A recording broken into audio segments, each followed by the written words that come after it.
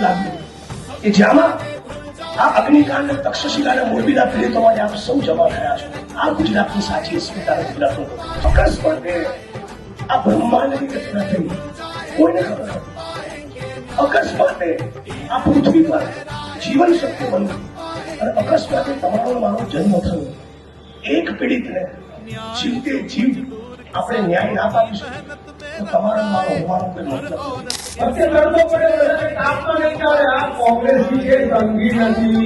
ભારતીય જનતા પાર્ટીની સરકાર પીડિત પરિવારની સામે પણ મોંઘી જોઈ હતી. જ્યારે યાત્રા શરૂ થઈ અને તરત જ પીડિત પરિવારને ઘેર ઘેર ભારતીય જનતા પાર્ટીના નેતાઓ અને સરકારી અધિકારીઓએ જોવું પડ્યું. આ તમારી સફળતા છે અને એને હું અભિનંદન આપું.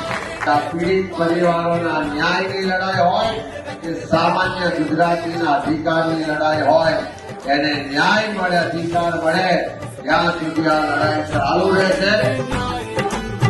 रंग लहराएंगे, छपाएंगे न्याय